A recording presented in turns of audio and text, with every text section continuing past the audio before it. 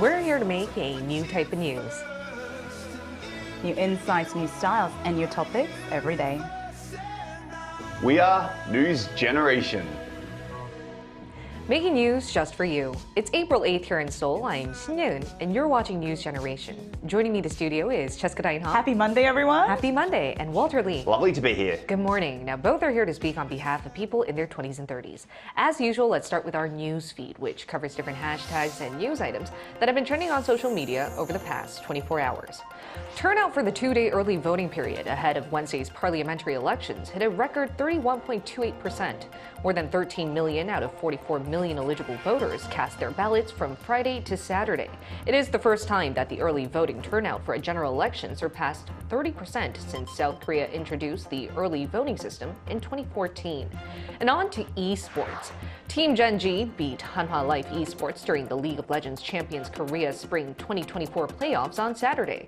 Their 3-1 win secured them a slot to the Mid-Season Invitational 2024, MSI for short, which is the first international tournament of the season. Moving on, 3 out of 10 company workers in Korea say they've experienced bullying at the workplace. According to a survey of some 1,000 workers conducted by a local organization monitoring the lives of company workers in Korea, 30.5% said they've experienced either verbal or even physical abuse. Half of those said they even considered taking their own lives due to the amounts of stress they received. It turned out those who worked for public institutes or as temporary workers or at companies with less than 30 people faced more bullying. And the survey also categorized the types of bullying people suffered from. The most common was defamation and verbal insults. The second most common was inadequate work allocation, namely receiving instructions right before the deadline or before they were just about to leave work. Another problem the survey pointed to was how a majority of those who experienced workplace bullying didn't think of reporting the issue to their superiors. To be exact, 57.7% said they either kept it in or acted as if nothing had happened. Only 6.2% tried getting counseling.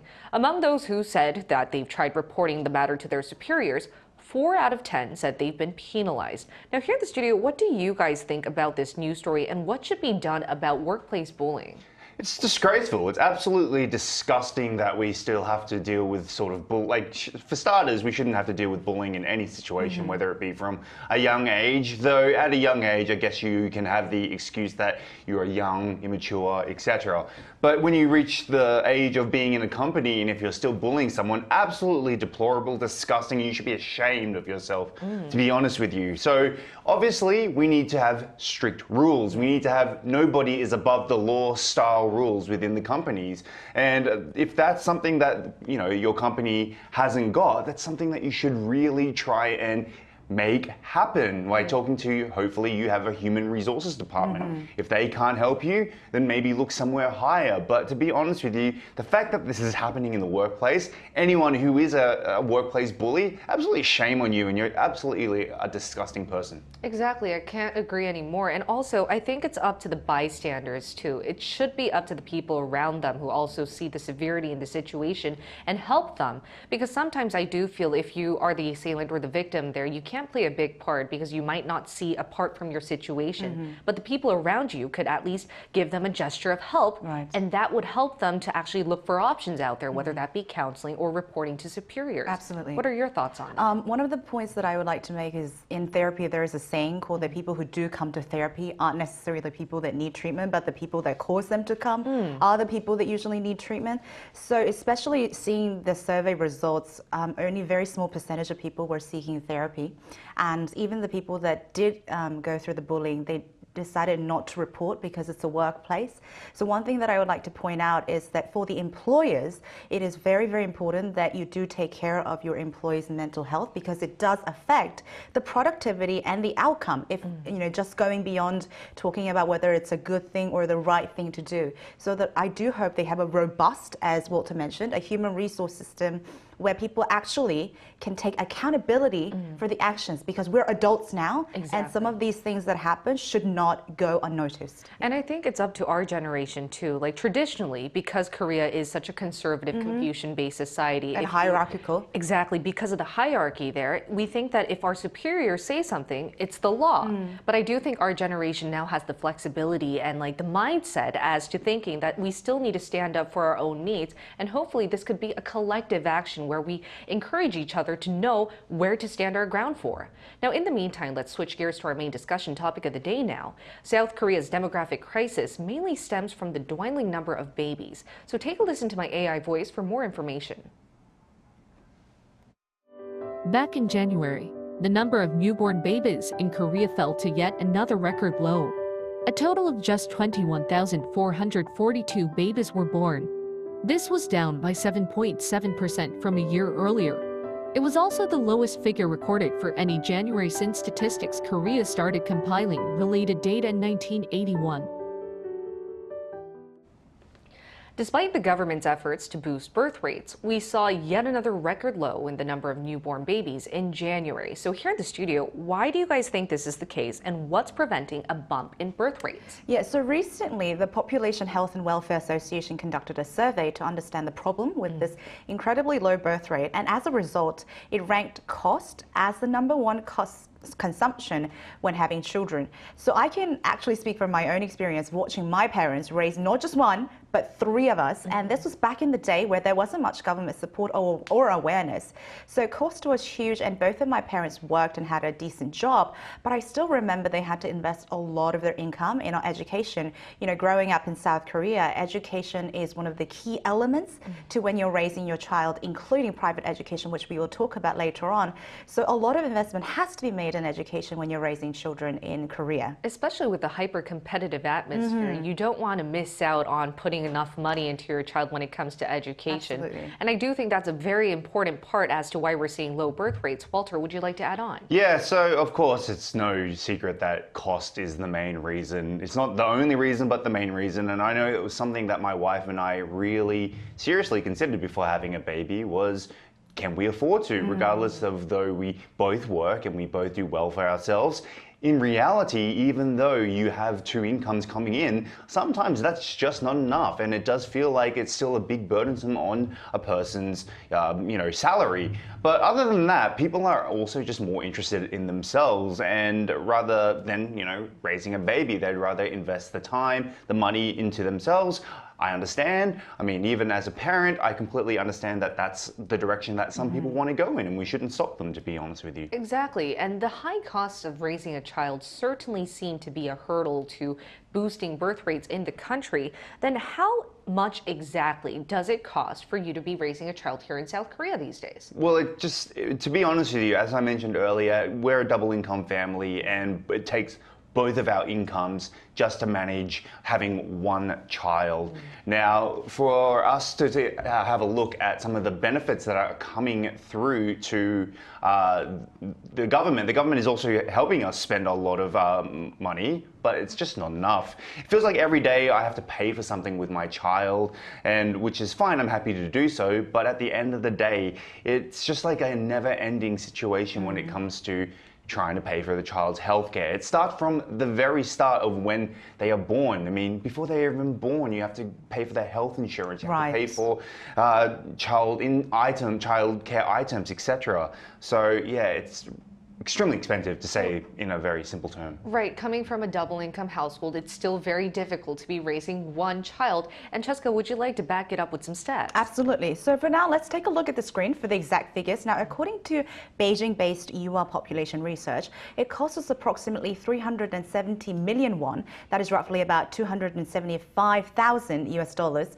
to raise a baby, like Walter mentioned, to adulthood. So we're talking about approximately about 18 years old.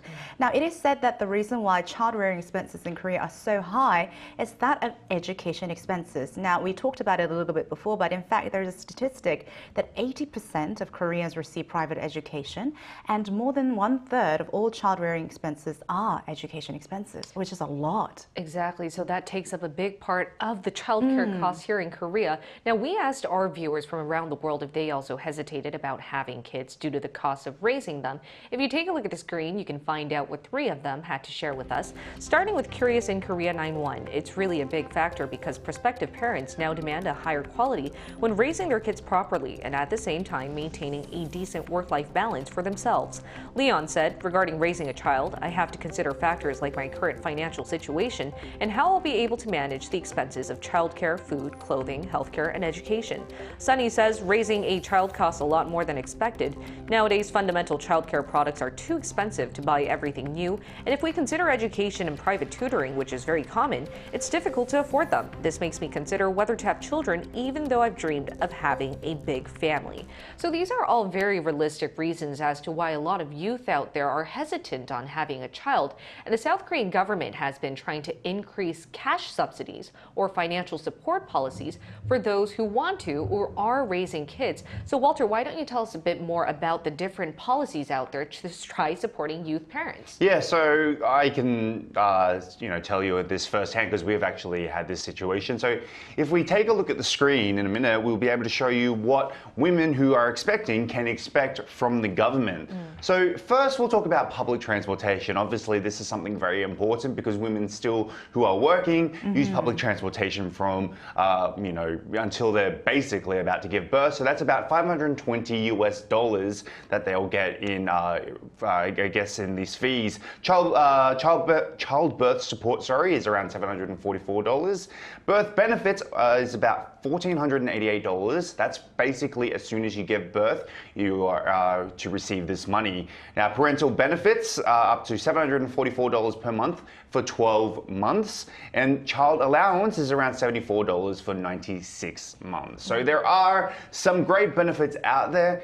Is it enough? I don't think so, but it's better than nothing, I guess. And Cheska, would you like to add on to this question? Yeah, in the same survey, they also ranked the responsibilities of the national government for the 2040s. Now, when we looked at the survey, the medical service was almost unanimously high with almost 95%, very closely followed by women's work and family balance support, which also ranked in the 90s, which shows how important it is to have these kind of support to raise a child. And also housing support as well as youth job was also in the 89%. Now, I do hope that the government support and subsidies do come to fruition because as Walter mentioned, these benefits can help some youth families. However, there are still ongoing discussions that the fundamental issues that our generation is not having children has more to do with societal rather than the economic, even though, as we mentioned, economic does play a huge part, and therefore it may not have as much effect as they would have intended. Exactly. That's why we aren't seeing birth rates necessarily budge, even though we're seeing more cash subsidies out there. Then what else is needed? These seems to be a very integral question that a lot of youth are asking, especially if they're considering having a child. And to find out, we're going to hear from a fellow millennial who used to be on the fence over whether to have a baby in Korea, but eventually decided to have a child here. Stay tuned for our live interview.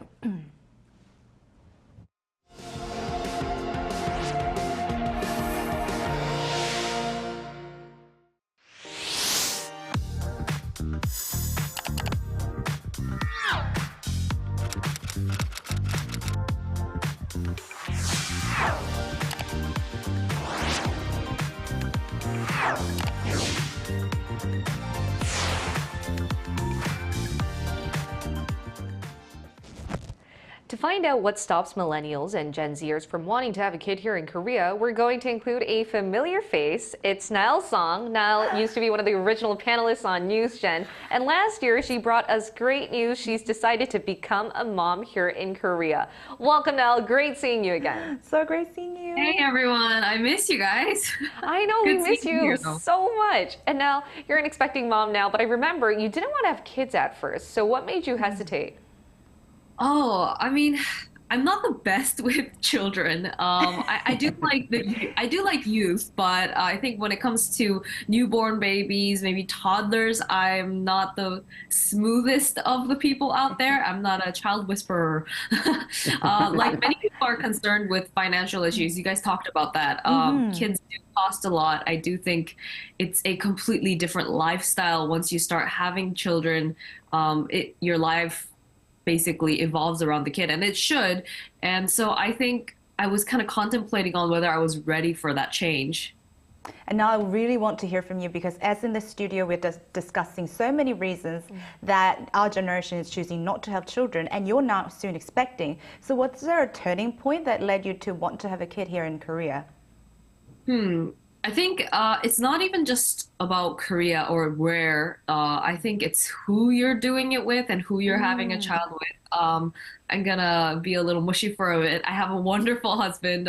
He loves children and he's been so supportive of me through this entire pregnancy and about having children. And he said it's gonna be a great experience. And I understand that it's going to be hard. Maybe he's lying a little bit. But the fact that, It's a white lie.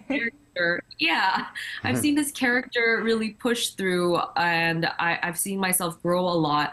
I think that helps a lot. I have a lot of friends who have had a positive experience with having children, and they're not considered rich in Korea, as we say, but they have incredible values on how to raise children and how to raise good people rather than, giving them the fullest experience in life. I feel like oftentimes we get really caught up in trying to do everything that we kind of miss the whole experience.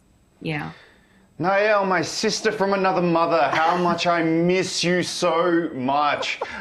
Based on your research, and as you and I have talked many, many times, we know how much you research in your Excel sheets and you have all these different things up. But what are some notable child nurturing support policies or child policies launched by the government that had interest to you?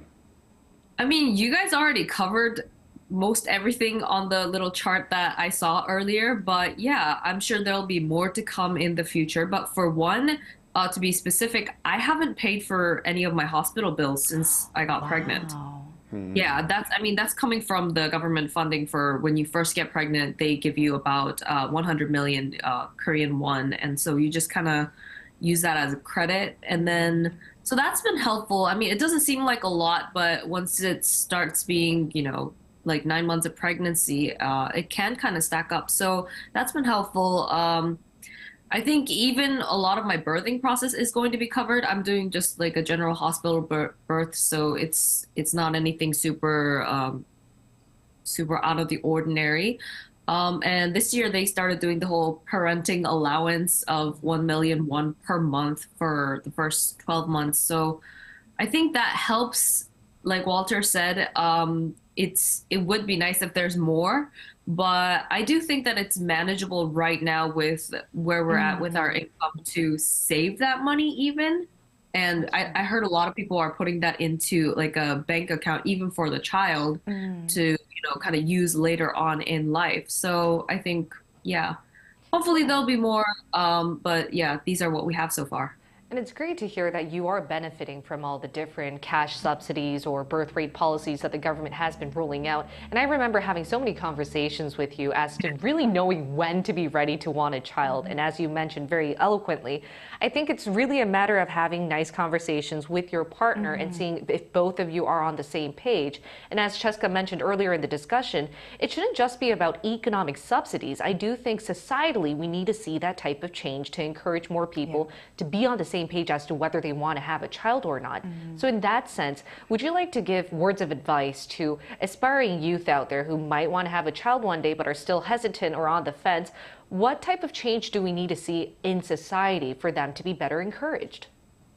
I mean, I think a huge part of it is education, like Cheska mentioned. Financial things are as well, but I think education, there needs to be a systematical change when it comes to education. But in terms of society, I do think that we need to stop comparing so much to the next door person and saying, oh, well, she has this, he has this, their kid has this, so we should do it too. And then we have this kind of almost mob mentality of we need to like sometimes buy certain specific brands for our children. And I think that's us using a lot of our resources in a way that's not necessarily valuable to me personally. So I think really focusing on raising children with good value and, just hardworking people, kind people to really fit into the society rather than the whole, climbing the ladder aspect of it. Not that that's not important. And Nell, you worried so much of whether you'd be a great mom or not, but I think you're definitely getting there. Learned so much from you today and really miss you.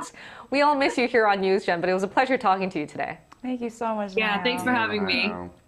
All right, now we're going to end off our discussion by talking about how cash subsidies don't seem to be the sole solution or method to raise birth rates. So in that sense, what else should be done? Okay, so if I had to answer this and I have to be truthful, I guess I would be the leader of my own religion, to be honest with you. But we are in a terrible situation in South Korea when it comes to birth rate. But I really can't say that it's a good idea to convince people to have kids, because if they really don't want them, they really shouldn't have them. This might seem harsh, but I would rather have a low birth rate, be living in a country with a low birth rate, than have a population of people who aren't willing to raise children properly, because that can just lead to worse off problems in the future. And I know that I've seen firsthand what a child who isn't loved by their parents can result in. So yes, I think it has to come down to, Niall made a very, very good point. Education. Education, and only when you're really ready. Yes. Cheska? I'm so glad that Walter mentioned the comment, because now I can hop on it a little bit, if I may.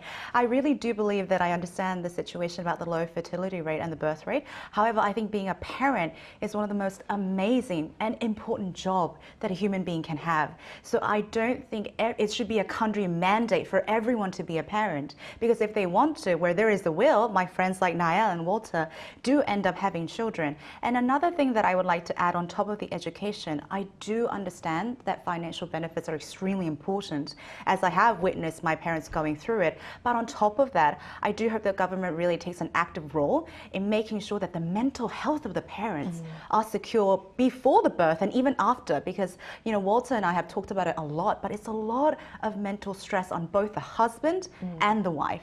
And there should be a lot of counseling and support for those aspects as well, as he's nodding, for the welfare of the entire family and the country. Exactly. And on a personal note, after talking with youth parents like Walter and Nell, and a lot of my friends who are trying to really have a child, I think these types of discussions actually encourage me to really think of whether I'm ready or not and what I want, whether it be a child or having a family or going on with my career. So hopefully we'll see more discussions like this come forth.